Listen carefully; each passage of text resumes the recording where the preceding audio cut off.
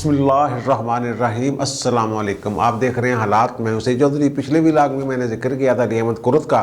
جو انہوں نے آسما جہانگیر کی جو کانفرنس ان کے حوالے سے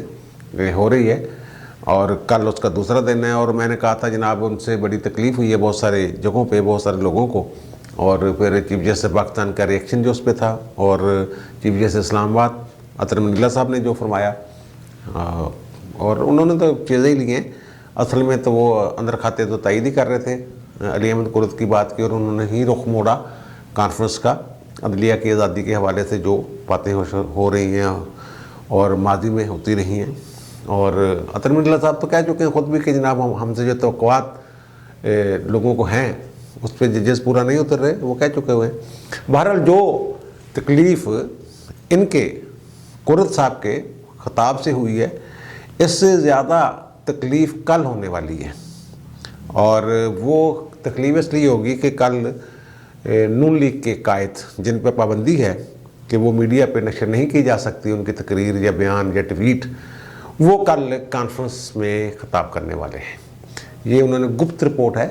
انہوں نے خفیہ رکھا ہوا تھا نواز شریف کا، لیکن اطلاع یہ ہے کہ نواز شریف صاحب جو ہیں وہ کل آخری جو سیشن ہے اس سے خطاب کریں گے 4 بجے کے بعد یا اس راؤنڈ اباؤٹ یہاں، تو پھر وہ ظاہر ہے وہ جو بات کرتے ہیں وہ بھی ایک عجیب بات ہوتی ہے، اور وہ تکلیف بڑی جگہوں پہ بہت سارے لوگوں کو ہو رہی ہوتی ہے، اور کئی طرح کے سوالات اٹھ رہے ہیں کہ کیا اسٹیبلشمنٹ نواز شریف اور مولانا سے مایوس ہو گئی ہے، اور مولانا صاحب نے تقریباً اعلان بغاوت کر دیا ہے، تو انہوں نے تو انہیں پتھر شتر مارنے کی باتیں بھی کر دی ہیں، وہ کیا باتیں ہیں، کہاں کی ہیں، انہوں نے اس پر بات کریں گے۔ اور پھر جو پرندے، سیاسی پرندے ایک پیڑ سے دوسرے پیڑ پہ، پی ٹی آئی والے کہیں اور پی ٹی آئی والے جو ہیں وہ کوئی اتحاد بنانے کی کوشش، اس کے اندر بھی 2-3 لابیاں بن چکی ہیں، اس پر بات کر لیتے ہیں پہلے تھوڑی سی۔ یہ غلام بی بی پروانہ ہیں، ایم این اے ہیں پی ٹی آئی کی جنگ سے، ان کے اہلیہ اور ان کی والدہ ہیں سلیم بی بی، وہ چنیوٹ سے ایم پی اے ہیں، اور 2013 میں یہ نون لیگ میں تھیں، اور 2008 میں کاف لیگ میں تھیں، اور 2002 والے الیکشن میں بھی کاف لیگ میں تھیں۔ تو ان کے بارے میں اہمی افواہ ہے علاقے میں کہ انہوں نے یوسف رضا گیلانی کو سینٹ کا ووٹ دیا تھا، اس طرح کی باتیں ہو رہی ہیں، اور اب ہو رہا ہے کہ جناب یہ بہت سارے بات میں کرتا رہتا ہوں کہ جناب کچھ لوگ پی ٹی آئی، ظاہر پی ٹی آئی سے لوگ دل برداشتہ بھی ہیں، اور پی ٹی آئی سے لوگوں کو امیدیں بھی کم ہیں کہ آئندہ حکومت میں، ظاہر ہے وہ ہر بندہ کوشش کرتا ہے کہیں نہ کہیں جانے کی، تو پیپلز پارٹی والوں کے ساتھ بھی رابطے ہو رہے ہیں، نون لیگ والوں کے ساتھ بھی ہو رہے ہیں، کاف لیگ والے، کیونکہ کاف لیگ والے جو ہیں ان کے بارے میں ایک پختہ راسخ یہ نظریہ بن چکا ہے کہ وہ راول پنڈی والوں کے ساتھ ان کی بڑی قربتیں ہیں، ان کے کہنے پہ وہ چاہیں تو وہ کہیں تو یہ تختہ الٹ دیں موجودہ حکومت کا، وہ کہیں ابھی صبر کرو تو صبر کر لیں۔ تو غلام بی بی پروانہ صاحب جو ہیں وہ ان کی پرویز الہی صاحب سے ملاقات ہوئی ہے، اور پھر آج بزدار صاحب کی ملاقات ہوئی ہے، وہ عیادت کے لیے گئے ہیں چوری شجاعت حسین کی، وہاں بھی بڑی وہ تصویر چھپی تو بڑا جناب شور مچا ہوا کہ پرویز الہی وہاں کیوں نہیں تھا، پرویز الہی کیوں نہیں تھا۔ انہوں نے میری اطلاع کے مطابق انہوں نے رابطہ ہی سالک حسین اور شافع حسین سے کیا، تو جو صاحبزادے شجاعت حسین سے ان کو بتا کے وہ گئے تھے، وہ شیڈول میں ہی نہیں تھی ملاقات پرویز الہی کے، لیکن پھر بھی یہ سوال تو اٹھتا ہے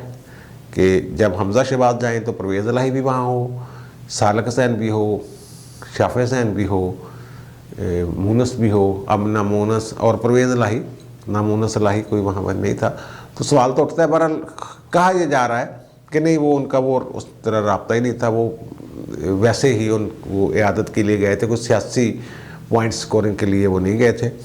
بہرحال جو سیاستدانوں کی آپس میں ملاقاتیں ہوتی ہیں، عیادت شہادت یہ بھی تھوڑا بہت سیاسی اس کا ہوتا ہے، معاملہ اثر تو ہوتا ہے۔ اور پھر اعجاز چودھری صاحب جو پی ٹی آئی کے سینیٹر ہیں، وہ گئے ہیں جناب تحریک لبیک پاکستان کے جو سربراہ ہیں حافظ سعد رضوی، ان سے ملے ہیں جا کے، گلدستہ بھی پیش کیا ہے۔ انہوں نے پہلے بھی بیان دیا تھا جب یہ معاہدے وغیرہ ہو رہے تھے ان کے درمیان راولپنڈی کے توسط سے، علماء کرام منیب رحمان صاحب بیچ میں آ گئے تھے، اور دیگر لوگ آ گئے تھے، اور 2-3 वजीर आउट कर दिए थे उन्होंने कहा जनाब इन्होंने बाहर कर दो, फिर गल होएगी। फवाद चौधरी और शेख रशीद, और फवाद चौधरी साहब कहते हैं जनाब रियासत जो है वो कमज़ोर है, इनके इंतहा पसंदों में इंतहा पसंद कह रहे हैं इनको। वो इंतहा पसंदी की पता नहीं क्या तारीफ़ है, पहले कानूनी और आइनी तौर पे तारीफ़ तो कर लेना, फिर इनको इंतहा पसंद भी कह लें। वो कल भी उन्होंने कहा था, परसों भी कहा है, पहले भी कहते रहे हैं कि जनाब सरेंडर करना पड़ा रियासत को TLP के सामने वगैरह वगैरह। और एजाज चौधरी साहब जो हैं वो गए, मुलाकात की है, मुबारकबाद दी है आज़ाद होने पे। वहाँ उनसे ये सवाल किया गया कि आप क्या वज़ीर-ए-आज़म इमरान खान की इजाज़त से आए हैं यहाँ पे? तो उन्होंने कहा कि मैं उनकी इजाज़त के बगैर कोई मुलाकात नहीं करता। मतलब ये कि उनके कहने के बकौल ये मुलाकात इमरान खान की इजाज़त से या फिर उनकी हिदायत पर ये हो रही है। तो दूसरी तरफ फवाद चौधरी साहब जैसे जो लोग हैं वो कहते हैं रियासत ने सरेंडर कर दिया, इंतहा पसंदों के मुकाबले में रियासत कमज़ोर है। वो रियासत ही क्या है जो कमज़ोर है? बहरहाल उनके इस बयान पे उनके अपने जो वज़रा और मशीर हैं हुकूमत के, वो भी काफ़ी लय दे हो चुकी है फवाद चौधरी साहब की, लेकिन बहरहाल उनका अपना है। और ये अब ज़ाहिर इनकी शाखों से परिंदे उड़ना शुरू हो गए PTI वालों के, तो फिर वो तहरीक लब्बैक वालों के साथ कोई इलेक्शन करेंगे, जोड़े जुड़ेंगे, कोई किसी भी इलेक्शन में वो इत्तेहाद शफात बन जाए, कुछ सीट एडजस्टमेंट हो जाए। 22-23 लाख वोट लिए थे इन्होंने 2018 के इलेक्शन में तहरीक लब्बैक वालों ने, और मजमूई वोटों के, सीटों की बात नहीं मैं कर रहा, मजमूई वोटों के हिसाब से ये तीसरे नंबर पर शायद रहे थे। तो अब वो उनसे वो कर रहे हैं कोशिश कि जनाब कोई हो जाए ठीक ठाक काम। तो अब मौलाना साहब बगावत पर क्यों आमादा नज़र आ रहे हैं? ये क्या चक्कर है? क्या जो मायूस हो गई है एस्टेब्लिशमेंट नवाज शरीफ से और मौलाना साहब से, और मौलाना और नवाज शरीफ भी क्या इनसे मायूस हो गए? इन्होंने जो बगावत का मैं कह रहा हूँ ना, पेशावर में आज कोर कमांडर के तौर पर फैज़ हमीद साहब का पहला दिन था, तो वहाँ PDM ने जलसा किया, जिससे खिताब किया PDM के सरबराह मौलाना फजल रहमान साहब ने। उन्होंने जनाब 2 टोक ये ऐलान फरमा दिया कि इमरान खान काफिरों का एजेंट है, और इसको जो मुसल्लत करने वाले हैं एस्टेब्लिशमेंट जानी, वो कौम से वो इज्तिमाई तौबा करें। तौबा का लफ्ज़ बोला उन्होंने, पिछली दफ़ा माफ़ी बोल रहा था, अब उन्होंने इज्तिमाई तौबा का लफ्ज़ बोला कि तौबा करें। ये अदलिया ने भी तौबा कर ली थी एक दौर में, जब PCO 2007 वाला जो PCO था उसके ख़िलाफ़ जब जजमेंट आई थी 2009 में, तो उन्होंने ये लफ्ज़ इस्तेमाल किया था रिपेंट का, कि नज़रिया ज़रूरत से हम ताइब होते हैं, तौबा करते हैं। इज्तिमाई तौर पर सुप्रीम कोर्ट ने ये तौबा कर ली थी, लेकिन उसके बाद नज़रिया ज़रूरत की बजाय कुछ और नज़रियात आ गए, और उन नज़रियात के तहत फिर जो इंसाफ का दिया पंचा हुआ, वो अब मैं क्या कह सकता हूँ इस पर। ज़्यादा बात पिछले भी लागमी में काफ़ी सख्त बातें कर गया, तो अब इस पर क्या बात करूँ। बहरहाल उन्होंने मौलाना साहब ने ये कहा है कि जनाब बगावत का वक्त है, बगावत कर दें इमरान हुकूमत के ख़िलाफ़, यही एक तरीका है। फिर मौलाना साहब फरमा रहे हैं कि हमने अब तुम्हारे गिरबान में हाथ डाल दिया, बगावत वाली बात वो कर रहे हैं, और लफ्ज़ इस्तेमाल किए बगावत कर दें। उनके जमहूरियत और अवाम के इख्तियारात के लिए हम लड़ेंगे, सारे इधर उधर भी हो गए तो मौलाना फजल रहमान खड़ा रहेगा।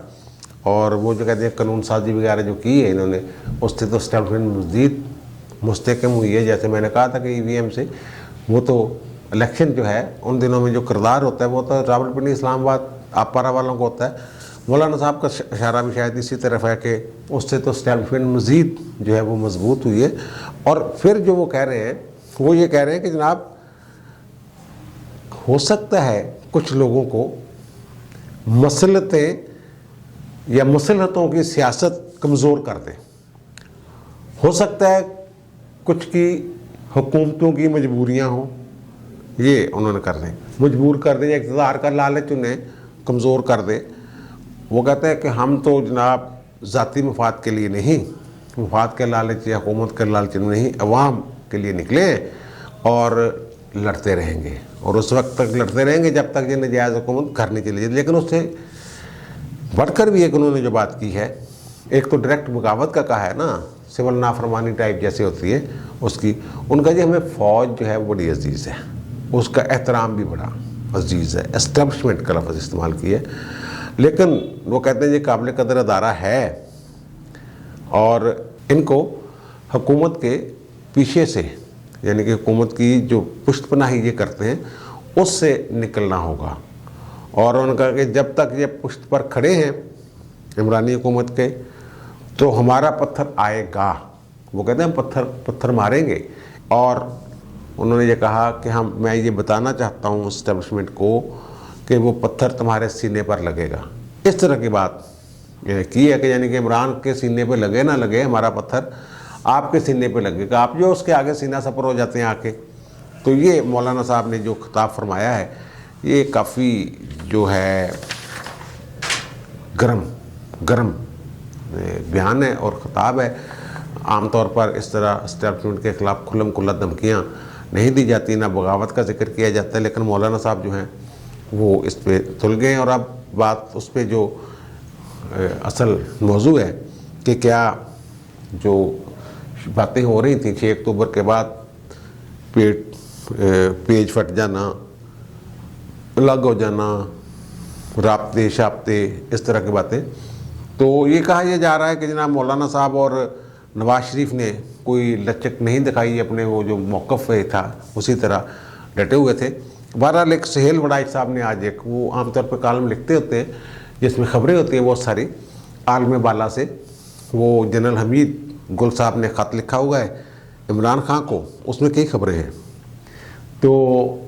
वो हमीद गुल साहब तो चाहते थे ना, इमरान खान के फ़ैन थे बहुत बड़े, वो उनको अब्दुल सत्तार ईदी के पास भी लेके गए थे कि इन्हें मुंडे को वज़ीर आज़म बनाना रल मिल के, और वो उनकी तो ख्वाहिश थी कि बगैर इलेक्शन के ये वज़ीर आज़म बन जाए जनरल हमीद गुल साहब जो हैं। और अफ़गान जहाद और अमेरिका और ये वो उन्होंने उसमें लिखा है कि जनाब आप भी तालिबान और ड्रोन हमलों, तालिबान के हामी ड्रोन हमलों के ख़िलाफ़, इस तरह की बातें चाहते उन्होंने की हैं। लेकिन जो ख़बरें 2-4 उसमें नज़र आ रही हैं वो ये है कि जनाब वो कहते हैं कि आलम बाला में जमहूरी हलकों से ये इशारा मिल रहा है कि आपके ख़िलाफ़ साफबंदियाँ हो रही हैं। और ये भी सुनने में आया कि लंदन में बैठे नवाज शरीफ से भी नामा प्याम का सिलसिला शुरू हो चुका है। वो जो बातें पिछले दिनों हो रही थी कि जनाब राब्ता शाब्ता हो रहा है ये, और शराइत तय की जा रही है कि अगले इंतखाबात में फ़ज़ा कैसे बनेगी और इमरान खान नवाज शरीफ के ख़िलाफ़ अदालती मुकदमात जो हैं वो कैसे उनके हक़ में फ़ैसले आएंगे, इस तरह की बातें उन्होंने की। और फिर कहते खुफिया इतला ये भी है कि तहरीक-ए-अदम एतमाद से काम शुरू होगा चेयरमैन सेनेट्स के ख़िलाफ़। पहले तहरीक-ए-अदम एतमाद आएगी और अपोजिशन वहाँ से अपनी सरगर्मियाँ शुरू करेगी, और पंजाब पर भी उनकी नज़र है दूसरी तरफ का, पंजाब बुज़दार की हुकूमत कराएँ। और अपोजिशन वालों को इशारे का इंतज़ार है। इशारा कहता होना, इशारा तो उन्होंने होना ना रावलपिंडी वाले का, और वो इशारा इन्हें मिल नहीं रहा, अभी नहीं मिल रहा, और शायद 2-3 माह मज़ीद लग जाए। और फिर जो खारजा महाज पर और दूसरे महाज पर आपकी परेशानियाँ, उन्होंने ये खबर दी है उसमें कि आप तो एक पेज पे बड़ा अच्छा चल रहे थे, दाखिला और खारजा तमाम मामला मिलजुल के तय कर रहे थे, लेकिन लगता है कि हासद की नज़र ने काम ख़राब कर दिया है। और फिर उन्हें मशवरा दिया गया कि जनाब आप एक पेज वाला जो तासर है उसको दोबारा सीधा बदरा करें, कोशिश करें। इस तरह की उसमें ख़बरें हैं, और असल सूरत वहीं पे ख़राब होती है जहाँ मौलाना फजल रहमान साहब और नवाज शरीफ साहब जो हैं वो लचक दिखाने से इनकार करते हैं। वो कहते हैं जनाब हम आला कार बन के कैसे इस मामले को आगे लेके जा सकते हैं कि उनके हाथों खिलौना बन के इमरान खान के ख़िलाफ़ इस्तेमाल हो जाएं, या किसी और अंदाज में ऐसा काम कर बैठे जिससे तक़वियत मिले एस्टेब्लिशमेंट को और हमारा बयानिया कमज़ोर हो। इसलिए उनके जो ट्वीट हैं नवाज शरीफ के वो भी बड़े सख्त और मज़ीद सख्त, और फिर कल जो उनकी तकरीर का इंतज़ार किया जा रहा है वो टीवी चैनल्स तो नहीं दिखाएंगे, सोशल मीडिया वाले कुछ लाइव कर लेंगे, और कुछ चैनल्स हैं ऐसे सोशल मीडिया के जो लाइव दिखाते हैं। तो वहाँ वो क्या फरमाते हैं, क्या करते हैं یہ معاملات جو ہیں یہ کل اس کا بھی لوگوں کو انتظار ہے کہ نواز شریف کیا کرتے ہیں. اور ان کا ایک یہ بات کی جا رہی ہے کہ جنرل باجوہ کا نام لینا اگر بند کر دیں تو معاملات زیادہ تیزی کے ساتھ آگے بڑھ سکتے ہیں، اور پھر جن سے یہ ناراض ہیں ان پر تھوڑا سا ہتھوڑا رکھیں. لیکن آج تو وہ جن سے یہ ناراض ہیں، جن پہ سارا ملبہ ڈالا ہوا ہے انہوں نے، حالانکہ وہ اکیلے تھوڑا تھے، تو آج جو عاصمہ جہانگیر والی کانفرنس تھی وہاں بھی ان کے نام پہ نعرے لگ گئے. وہ پچھلے ولاگ میں آپ نے دیکھا ہی ہوگا. اس طرح ساری سیاسی صورتحال ملک کی جو ہے یہ گمبھیرتا کی طرف جا رہی ہے. یہ پیچیدگیاں بڑھ رہی ہیں، اور یہ اگر ہم اس خوش فہمی میں ہوں کہ جناب آج کل میں ہی سارا کچھ سیدھا پدرا ہو جائے گا، ہموار ہو جائیں گے گراؤنڈ سارے، اور مرضی کے ساتھ گھوڑے جو ہیں اپنی مرضی سے دوڑیں گے. مولانا صاحب کا جو لہجہ ہے نا آج کا، اس سے یہ لگتا ہے کہ مولانا صاحب یا تو ان کو امید ہے اندر سے کوئی ایسی کہ ان کے اس باغیانہ لب و لہجے پہ کوئی تحفظ دینے والے لوگ موجود ہیں. کیونکہ ہمارے معاشرے میں کام تاثر یہ ہے کہ جناب کمزور بندہ یا جدی بیگتے کچھ نہ ہوئے وہ انڈی بڑک نہیں مار سکتا. خاص طور پہ ایک سیاسی جماعت کا ہیڈ اور ایک سیاسی اتحاد کا صدر وہ اس طرح کی بات اگر کرتا ہے تو اس کے پیچھے ضرور کوئی نہ کوئی ہوتی ہے. جب مکلا تحریک تھی تو اشتہار چوری والی تحریک کے پیچھے بھی بہت سارے نام آ رہے تھے جناب اندر کھاتے ان کو فلاں فلاں کی سپورٹ حاصل ہے. تو اسی طرح مولانا صاحب جو اس طرح کی باتیں کر رہے ہیں تو تاثر یہ ہے کہ ان کو کوئی نہ کوئی اندر سے آسرا یا سہارا یا کوئی یقین دہانی جو ابھی اوپن نہیں کی جا سکتی، اس طرح کا معاملہ کچھ ہو سکتا ہے. اور شہباز شریف صاحب کے بارے میں تو انہوں نے آج نام لیے بغیر مولانا صاحب نے کہہ دیا کہ جناب کسی کی کوئی اقتدار کی کمزوریاں، اقتدار کی خواہش کی کمزوریاں ہو سکتی ہیں، کچھ سیاسی مسلطیں ہو سکتی ہیں. مسلطیں کون ہیں؟ مسلطوں والے کون ہیں؟ مسلطوں والے تو وہی ہیں نا، 2-3 سیاستدان جو ہیں. نون لیگ میں تو ان کے اوپر یہ الزام رکھتے ہیں نا شہباز شریف کے. لیکن یہ مسئلہ بات یہ ہے کہ دونوں بھائی جو ہیں نا وہ ایک دوسرے کو چھوڑ نہیں سکتے. شہباز شریف اور نواز شریف جو ان کے بارے میں تاثر اگر کوئی ایسا پیدا بھی ہوتا ہے نا تو اس کو آپ اپنے ذہن میں یہ رکھا کریں کہ یہ دونوں بھائی ایک ہی ہیں. شہباز شریف نے کوئی بھائی سے بڑے سے بغاوت شکاوت نہیں کرنی. وہ بہرحال مسلط وغیرہ کی بات، وہ جو سیل وڈائچ صاحب کہہ رہے ہیں کہ جناب کوئی پیاموں ناموں پیام ہو رہا ہے، اور اس میں یہ بھی کوشش کی جا رہی ہے کہ اگلا فضا الیکشن کی کیسے ہموار کرنی ہے اور پھر مقدمات سے کیسے جان چھڑوانی ہے. تو وہ ظاہر ہے وکلا کی تحریک جو ہے، جو میں نے ذکر کیا کہ آج جو عاصمہ جہانگیر والی کانفرنس میں ہوا، وہاں محمد احسن بون جو پریزیڈنٹ ہیں سپریم کورٹ بار کے، انہوں نے تو ظاہر ہے انہوں نے تو وہ لائن بتا دی، لے لی کہ کیا ہو سکتا ہے کہ جناب وہاں جو آرٹیکل 184 سب آرٹیکل 3 کے تحت ڈائریکٹ درخواستیں جاتی ہیں جو سپریم کورٹ اوریجنل جوریڈکشن میں فیصلے کرتی ہیں، جیسے پاناما والا ہوا تھا، جہانگیر ترین والا ہوا تھا، ایسے جو وہ کہتے ہیں وہاں رولز میں کریں ترمیم اور اپیل کا حق کم از کم، یعنی جس بینچ پہلے نظر ثانی دائر کرتے ہیں نا، اب وہ کہتے ہیں اپیل کا حق دے دیں. اپیل کے حق میں یہ ہوگا کہ جو بینچ جس بینچ نے پہلے سنا ہے اس سے بڑا ایک بینچ بنے گا جو مقدمات کی سماعت کرے گا. اگر 5 رکنی بینچ تھا پاناما والے میں تو اب 7 رکنی بن جائے گا، 10 رکنی بن جائے گا. فل کورٹ بھی بن سکتی ہے، اور بہت سارے معاملات ایسے ہیں جن میں فل کورٹ بٹھا کے آئین اور رولز وغیرہ کی تشریح کی ضرورت ہے. اس طرح کی صورتحال جو ہے وہ بنی ہوئی ہے. حالات مزید گرم سے گرم تر ہوتے ہوئے نظر آئیں گے اگلے چند دنوں میں، چند ہفتوں میں، اور پھر وہی بات کہ اس کو ابھی 2-3 ماہ لگیں گے وہ فضا اور وہ ماحول بننے میں جس کا ذکر سیل وڈائچ صاحب کر رہے ہیں کہ ہلے 2-2.5 مہینے لگ جانے نے. اور میں نے بھی یہ کہا تھا کہ فروری مارچ میں جو حالات ہیں وہ کافی گمبھیر ہوں گے، کروشل حالات کی طرف جائے گا پاکستان. وہ حالات حکومت کے لیے زیادہ کہہ لیں آپ خطرے کی گھنٹی ہوں گے، اور اپوزیشن کے ساتھ جو لگے ہوئے عوام ہیں ان کے لیے کوئی بہتری میں بھی اس میں ہو. اب مجھے اجازت دیجیے، انشاءاللہ دوبارہ ملاقات ہوگی نئے ویلاگ کے ساتھ. اللہ حافظ.